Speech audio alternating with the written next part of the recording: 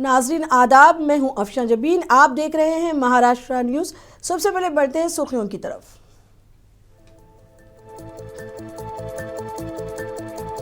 RSS सरबराह Mohan Bhagwat की मुस्लिम रहनुमाओं से हालिया मुलाकात।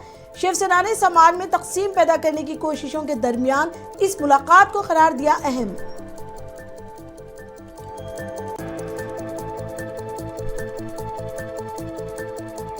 संजय रावत ने रियासती वजीर संजय शिरसाट को बरतरफ करने का किया मुतालबा। फडणवीस हुकूमत को बताया बेउसूल। कई वज़रा पर बदउनवान होने का लगाया इल्जाम।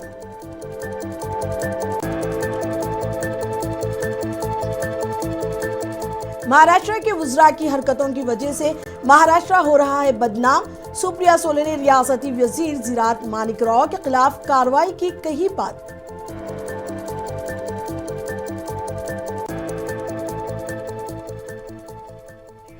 महाराष्ट्र वक्फ बोर्ड के चेयरमैन समीर काजी ने कहा, वक्फ लीज कवायद पर किया जाएगा सख्ती से अमल। बोर्ड को बदनाम करने वालों के खिलाफ की जाएगी कार्रवाई।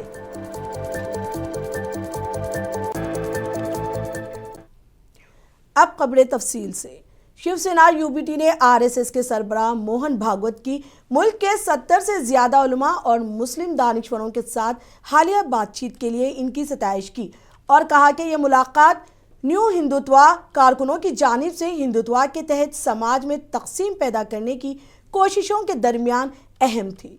शिवसेना यूबीटी का कहना है कि ऐसे वक्त में जब कुछ लोग हिंदुत्वा को तोड़ मरोड़ कर सियासी आग भड़काना चाहते हैं, आरएसएस सरबराह का इक़दाम काबिल तारीफ है, क्योंकि हिंदुस्तान के हिंदुओं और मुसलमानों का डीएनए एक ही है।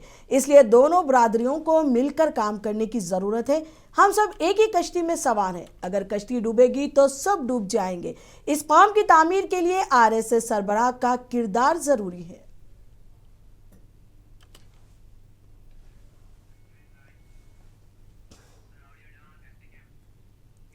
बीजेपी लीडर राम कदम ने शिवसेना यूबीटी के आरएसएस पर तबसरे के बयान पर नुक्ताचीनी की है। उन्होंने कहा कि शिवसेना यूबीटी सुर्खियों में आने के लिए हिंदुत्व की बात कर रही है।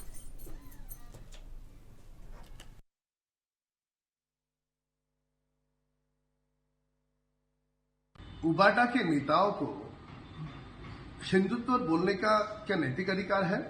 स्वर्गीय बाला साहब ठाकरे जी की हिंदुत्व की विचारधारा छोड़ने वाले आप, स्वर्गीय बाला साहब ठाकरे जी ने जीवन काल पर विचारधारा के आधार पर जिस कांग्रेस का विरोध किया, जिन शरद पवार का विरोध किया, उनके गोदी में बैठने वाले जो हिंदुत्व के विरोधी है, उनके साथ शिवसेना यूबीटी के रुकने पार्लियामेंट संजय रावत ने शिवसेना शिंदे ग्रुप के वजीर संजय शिरसाट को बरतरफ करने का मुतालबा किया है। उन्होंने कहा कि फडणवीस की हुकूमत बेउसूल है। संजय रावत ने इल्जाम लगाया कि देवेंद्र फडणवीस इसके लिए जिम्मेदार हैं। देखिए, अमित साळुंखे जो नाम है वो आपने अभी सुना है, हम 4 साल से सुन रहे हैं। ये अचानक से उसका उदय हो गया। श्रीकांत शिंदे जो डिप्यूटी सीएम के बेटे हैं, उस वक्त सीएम के बेटे थे, उनका एक श्रीकांत शिंदे मेडिकल फाउंडेशन है। उस मेडिकल फाउंडेशन का पूरा बैकबोन, पूरा पैसा, पूरी ताकत ये अमित साळुंखे की, उनके पैसे से फाउंडेशन का काम चलता। रुकने पार्लियामेंट सुप्रिया सोले ने महाराष्ट्र के वजीर के असेंबली में ऑनलाइन वीडियो गेम खेलने के मामले पर सख्त नाराजगी जाहिर की है। पुणे में मीडिया से बात करते हुए सुप्रिया सोले ने कहा कि महाराष्ट्र के वज़रा की हरकतों की वजह से मुल्क में महाराष्ट्र का नाम बदनाम हो रहा है। सुप्रिया सोले ने कहा कि आज महाराष्ट्र के साबिक वजीर आर पाटिल को शिद्दत से याद किया जा रहा है।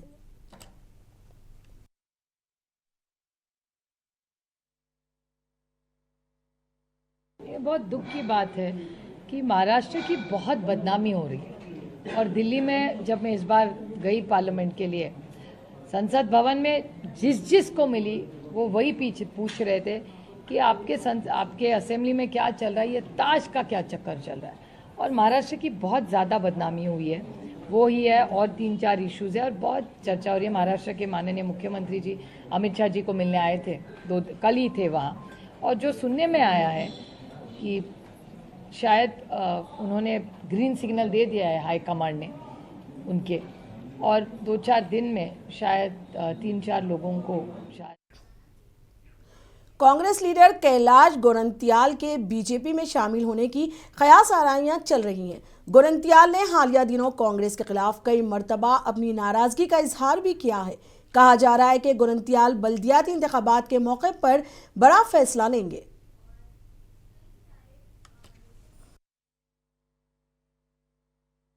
आईना बनने का हर्जाना भरना है मुझे, टूट चुका हूँ बिखरना है मुझे, क्या बताऊं ऐ सादे दिली, कब तक इम्तिहान देना है मुझे। तुम्हारे हजारों सवालों से मेरी खामोशी सही, न जाने कितने राजों को पर्दा कर। ये सब कार्यकर्ताओं की तो भावना बहुत तीव्र है।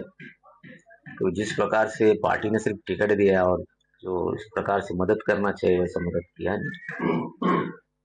वरिष्ठ नेताओं को विनती करने के बाद भी कोई बड़ा प्रोग्राम दिया नहीं। मुंबई के छत्रपति शिवाजी इंटरनेशनल एयरपोर्ट को बम से उड़ाने की धमकी मिली थी। ताहम मुंबई पुलिस और बम स्क्वाड की टीम ने हवाई अड्डे पर पहुंचकर घंटों छानबीन की, लेकिन कुछ भी मशकूक चीज नहीं मिली। एयरपोर्ट पर बम धमाके के खतरे की वजह से हलचल मच गई थी। मुंबई पुलिस के कंट्रोल रूम को धमकी आमेज कॉल मौसूल हुई। धमकी आमेज कॉल आते ही मुंबई पुलिस फौरी तौर पर अलर्ट हो गई। पुलिस अफसर से मिली मालूमात के मुताबिक पुलिस कंट्रोल रूम को ये धमकी आमेज कॉलें 3 मुख्तलिफ फ़ोन नंबरों से मौसूल हुई थी। पुलिस की इब्तदाई तहकीकात में ये बात सामने आई है कि ये कॉलें आसाम और मगरबी बंगाल की सरहद के करीब एक्टिव मोबाइल नंबरों का इस्तेमाल करते हुए की गई। फिलहाल पुलिस ने मामले की जांच कर रही है।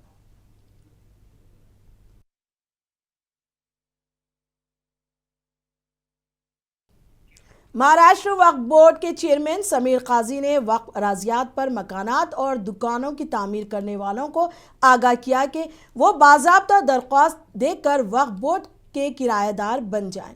वक्फ बोर्ड कवायद के मुताबिक 2.5% के हिसाब से किराया अदा करना होगा। इस मौके पर समीर काजी ने कहा कि सड़क की तोसे के दौरान मसाजिद को बचाने की हर मुमकिन कोशिश की जाएगी। ताहम जहां बिल्कुल भी कोई गुंजाइश ना हो और मस्जिद का पूरा या बड़ा हिस्सा रास्ते की जद में आ रहा हो तो फिर मस्जिद को हटाना जरूरी होगा।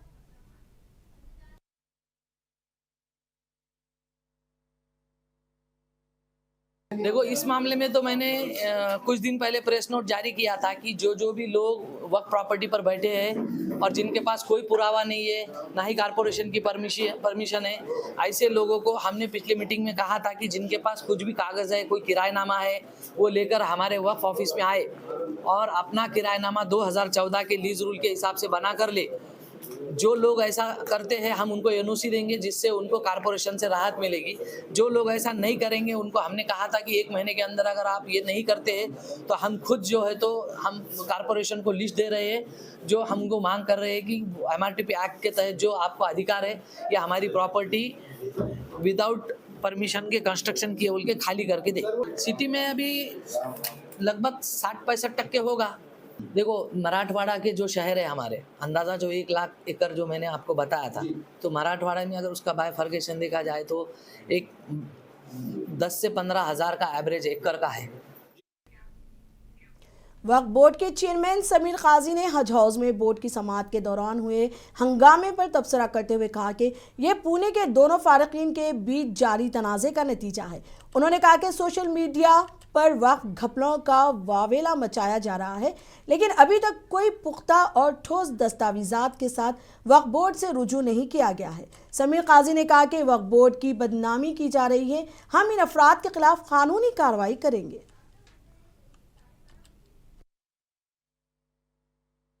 जिस केस में वो यहाँ पर आए थे, पिंपले नीलक करके पूना की केस है, उसमें हियरिंग में आए थे वो, तो उन्होंने वो जो हियरिंग में पार्टी आई थी उनके सामने कहा कि इन्हीं के लोग थे जिन्होंने मुझ पर हमला किया है, और ऐसा उन्होंने राइटिंग में भी दिया है। तो उस हिसाब से हम उसकी दखल लेंगे और वो आगे की कार्रवाई करेंगे। नहीं, वो शिकायत, देखिए, वो शिकायत लेकर नहीं आए थे। कल हियरिंग थी, वो हियरिंग में एक पार्टी थे, उन्होंने खुद कहा कि मुझ पर जो हमला हुआ है वो अपोनेंट पार्टी ने किया है। हम इसके लिए जो तो हमने पुलिस प्रोटेक्शन की भी मांग की थी। 1-4 दिन पहले ही हमने पुलिस को लेटर दिया था कि यहाँ पर कुछ गलत हो सकता है, आपका पुलिस प्रोटेक्शन हमको चाहिए बोल के। अंदाजा था ये चीज हो सकती है क्योंकि बानेर को लेकर बहुत काफ़ी चर्चा हो चुकी थी। उन्होंने सोशल मीडिया पे कुछ वीडियो आए थे कि मेरा खुद चेयरमैन का नाम लेकर इसको रास्ते पे पकड़ कर मारो बोल के। तो इस तरीके की हरकतें कुछ सोशल मीडिया पर, फेसबुक पर पोस्ट आए थे, इसलिए हमने पुलिस को लेटर दिया था। लेकिन मामला कुछ अलग हो गया। वो हमें लगा था कि बोर्ड मेंबर को, चेयरमैन के ऊपर हमला होने वाला है, लेकिन दोनों पार्टी आपस में लड़ पड़े। ऐसा स्टेटमेंट खुद सलीमुल्लाह ने हमारे पास राइटिंग में दिया है कि इस अपोनेंट पार्टी ने, उसने भी कहा कि भाई हमारे सामने कि मैंने नहीं किया है, लेकिन उनका इल्ज़ाम वो अपोनेंट पार्टी पे था जो पिंपले नीलक की हियरिंग में दोनों पार्टी आए थे। अकोला म्यूनिसिपल कॉर्पोरेशन के अहाते में उस वक्त हंगामा देखने को मिला जब ऑल इंडिया मजलिस इत्तेहादुल मुस्लिमीन के कारकुनों ने कमिश्नर के दफ्तर पर चढ़कर शदीद नारेबाजी की। MIM के ये कारकुन PM आवास योजना के मसाइल पर एहतजाज कर रहे थे। कारकुनों का कहना था कि इंतजामिया ने स्कीम के तहत अहले अफराद को इनके हक का मकान नहीं दिया और इसमें बेकायदगियाँ की जा रही हैं। इसके अलावा कई ऐसे खानदान हैं जो अभी तक इस स्कीम के फ़ायदे से महरूम हैं और इनकी शिकायत पर कोई जवाब नहीं दिया जा रहा है। पुलिस और सिक्योरिटी अमले के बरवक्त कार्रवाई से MIM कारकुनों को कमिश्नर के दफ्तर से नीचे उतारा गया। इसके बाद कारकुनों ने कमिश्नर के दफ्तर के सामने बैठकर धरना दिया। पट्टियों को घरकुल की सुविधा और पट्टे वाटप की सुविधा दी गई है, जिसमें नाजुक नगर, संजय नगर, इकबाल कॉलोनी, प्रभाग क्रमांक 7, आकोट फैल का 1 और 2 प्रभाग और खदान के कुछ प्रभाग है जिनको अभी तक इस यादी में लिया नहीं गया। हम 6 महीने से आयुक्त साहब से मिल रहे हैं, कलेक्टर साहब से मिल रहे हैं। कलेक्टर साहब ने आदेश दिया है कि इनका पट्टे वाटप का और घरकुल की योजना को आप जल्दी से अमल में लाइए। अभी तक अमल में लाया नहीं गया। हमारी ये पूरी डिमांड थी कि हमने पूरी मेहनत की है, लेकिन आयुक्त साहब टालमटोल कर रहे हैं। आयुक्त साहब का विचार नहीं है गरीब लोगों को, झोपड़पट्टी वालों को घरकुल मिलना, पट्टे वाटप मिलना। इसलिए आज हमने यहाँ संघर्ष आंदोलन किया और इसके बाद में मुतस्सिल थाने म्यूनिसिपल कॉर्पोरेशन इन दिनों हाई कोर्ट की हिदायत पर अमल करते हुए और अपने जोनल अफसरान के सर्वे के मुताबिक गैर कानूनी तामीरात पर इन्हेदामी कार्रवाई अंजाम दे रहा है। कॉर्पोरेशन के मुताबिक जून से जारी कार्रवाई में अब तक 151 में से 117 गैर कानूनी तामीरात को मुनहदिम किया जा चुका है, जिसमें 34 कामिल इमारतें शामिल हैं जिन्हें ज़मीन बोस कर दिया गया। बाकी ज़ेर तामीर इमारत, शेड, कुछ ज़ायद तामीरात को मुनदिम किया गया। इन्हेदामी कार्रवाइयाँ जारी हैं। इस कार्रवाई में सैकड़ों ऐसे अफराद बेघर हो गए जिन्होंने गैर कानूनी इमारतों में सस्ता मकान खरीदा था।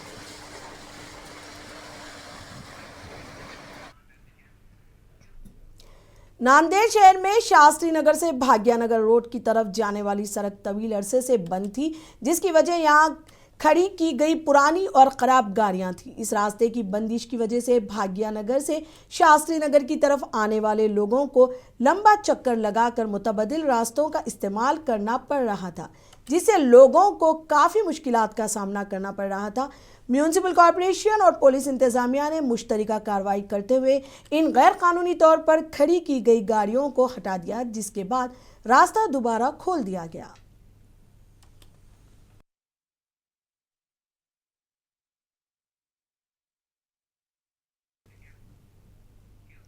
All Indian sign workers association मरकजी हुकूमत की जानिब से कई OTT प्लेटफॉर्म्स पर पाबंदी लगाने के फैसले का खैर मकदम किया है। हुकूमत ने चंद ऐसे प्लेटफॉर्म्स पर पाबंदी आयद की है जो बेहुदा, फाहिश और गैर अखलाकी पेश कर रहे थे। एसोसिएशन का कहना है कि मज़कूरा प्लेटफॉर्म्स हमारे माशरे के सकाफती ताने पाने को गहरा नुकसान पहुँचा रहे थे। भारत सरकार ने आज सबसे बड़ा और सबसे बेहतरीन आज निर्णय लिया है, जो 3rd ग्रेड OTT चैनल जैसे उल्लू, ऑल्ट बालाजी, ऐसे अनगिनत OTT चैनल पर प्रतिबंध लगा रहे। ये पहले ही लगानी थी, इसकी बहुत ज़्यादा जरूरत थी, लेकिन आज देर से भले हुआ, लेकिन बहुत अच्छा काम हुआ। लोगों के दिमाग में ये ऐसी चीज़ें डाल रहे थे जिससे यूथ हमारा एक पूरा डाइवर्ट हो रहा था और ऐसे पैसे कमाने के लिए ये गंदा व्यापार, एक गंदा काम कर रहे थे। OTT पे चैनल पे ऐसे गंदे पिक्चरें बनाकर सिर्फ पैसे कमाने के लिए, अपने ईमान, अपने जमीन को बेचकर। आज सरकार के इस निर्णय को सराखों पर रखना चाहिए, क्योंकि ये निर्णय बहुत बड़ा है और भविष्य में हमेशा इस निर्णय पर प्रतिबंध होना चाहिए। AICW के अध्यक्ष होने के नाते हम भारत के इंफॉर्मेशन एंड ब्रॉडकास्टिंग मिनिस्टर जी का धन्यवाद करते हैं, जिन्होंने कठोर और सही निर्णय लिया। मुंबई में हफ्ते के रोज भी शदीद बारिश का सिलसिला जारी रहा। कई इलाकों में रात भर होने वाली बारिश के बाद सुबह सवेरे तेज बारिश हुई, जिससे ट्रैफिक में खलल पड़ा। कई मुकामात पर पानी जमा हो गया। महकमा मौसमियात ने मुंबई, ठाणे, रायगढ़ के लिए और ऑरेंज अलर्ट जारी किया है, जबकि पालखेर रेड अलर्ट पर है। मुंबई मेट्रोपॉलिटन रेंज में गुज़िश्ता 3 दिनों से मुसलसल बारिश हो रही है।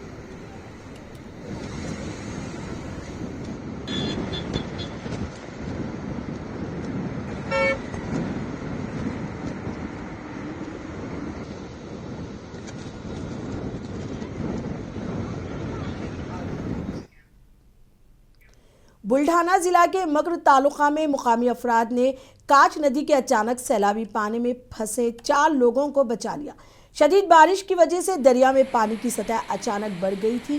किसान खेती बाड़ी का काम खत्म करके ट्रैक्टर के जरिए घर वापस जा रहे थे। इसी दौरान वो पानी में फंस गए थे। इतला मिलते ही गांव वालों ने बरवक्त कार्रवाई करते हुए चारों अफराद को ट्रैक्टर से बाहिफाजत निकाल लिया।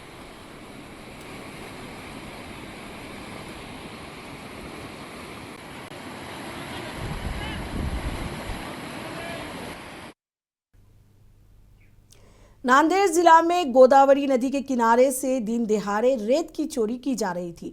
माफिया पर पुलिस ने अचानक छापा मारा। इस दौरान पुलिस ने न सिर्फ 21,75,000 रुपए की रेत जब्त की, बल्कि पुलिस एहलकारों ने दरिया में छलांग लगाते हुए 2 मुलजिमीन को भी पकड़ लिया। कार्रवाई के दौरान कुछ मुलजिमीन दरिया के दूसरी तरफ भागने की कोशिश कर रहे थे, लेकिन पुलिस इंस्पेक्टर ओमकांत और इनकी टीम ने दिलेराना कदम उठाया और नदी में छलांग लगाई और तीर कर 2 मुलजिमीन को पकड़ लिया। नांदेड़ पुलिस की इस कार्रवाई की सिताइश की जा रही है।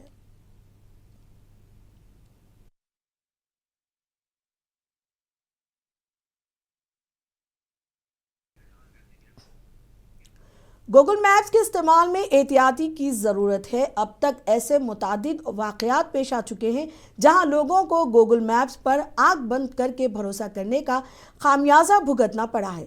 ऐसा ही एक वाक़या नवी मुंबई में पेश आया है, जहां एक खातून ने गूगल मैप्स के ज़रिए हिदायत पर अमल करते हुए अपनी कार पानी से भरे गड्ढे में उतार दी। खातून को बेलापुर में ब्रिज पर से जाना था, लेकिन कहा जा रहा है कि गूगल मैप्स ने इसे पुल के नीचे वाला रास्ता दिखाया और वो खातून बेखबर इस हिदायत पर अमल करती रही। चंद मिनट बाद खातून अपनी कार के साथ पानी में गिर गई। मैरीन सिक्योरिटी एहलकारों की बरवक्त कार्रवाई से इस खातून को बचा लिया गया और क्रेन की मदद से कार भी पानी से निकाल ली गई। शुक्रवार के रात को तकरीबन 1 बजे हमको एक ऐसे घटना की जानकारी मिली। बेलापुर खाड़ी में एक ऑडी कार गिर गई है। हम सागरी सुरक्षा पथक और हम स्थानिक पुलिस जैसे उधर हमारी टीम गई तो पता चला कि एक महिला उल्वे की तरफ जा रही थी। उनमें कार में गूगल मैप के जरिए वो जा रही थी उनका सहारा लेके, तो उसके कारण उनकी गाड़ी खाड़ी की पुल के ऊपर जाने के बजाय नीचे से गई और वो खाड़ी में गिरकर ये दुर्घटना हुई है। सागरी सुरक्षा पथक की जो बोट थी उनके सहारे हम वरिष्ठ पुलिस ऑफिसर से जानकारी देने के बाद उनके सूचना के जरिए हमने उनको बचा लिया है।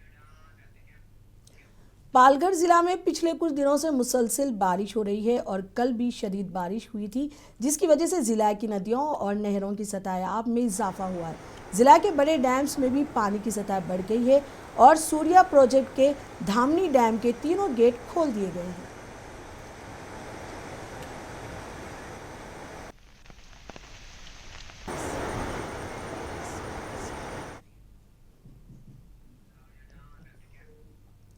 लातूर में एक अफसोसनाक वाकया पेश आया है। एक मारूफ इदारे में नाबालिग लड़की की मुबैना इस्मत दरी की गई है। पुलिस मामले की तहकीकात कर रही है।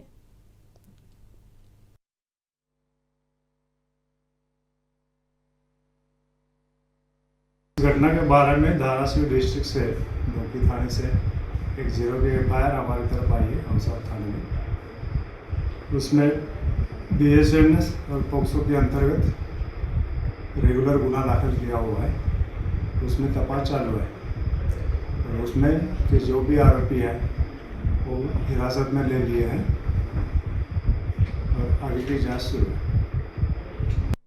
इस घटना के बारे में धाराशिव डिस्ट्रिक्ट से डोकी थाने से एक 0 की FIR हमारी तरफ आई है हमसार थाने में। उसमें BSNS और पोक्सो के अंतर्गत रेगुलर गुना दाखिल किया हुआ है, उसमें तपास चालू है और उसमें के जो भी आरोपी है। आखिर में सुर्खियां फिर एक बार।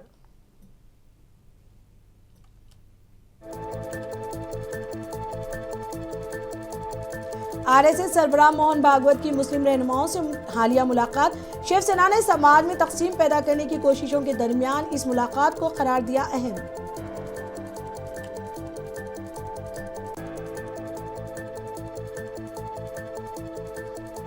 संजय रावत ने रियासती वजीर संजय शिरसाट को बरतरफ करने का किया मुतालबा। फडणवीस हुकूमत को बताया बेउसूल। कई वुज़रा पर बदउनवान होने का लगाया इल्जाम।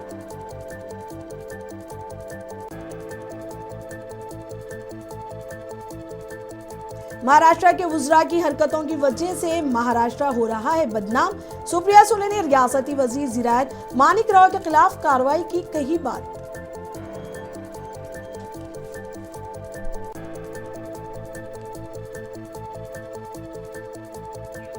महाराष्ट्र वक्फ बोर्ड के चेयरमैन समीर काजी ने कहा, वक्फ लीज कवायद पर किया जाएगा सख्ती से अमल। बोर्ड को बदनाम करने वालों के खिलाफ की जाएगी कार्रवाई।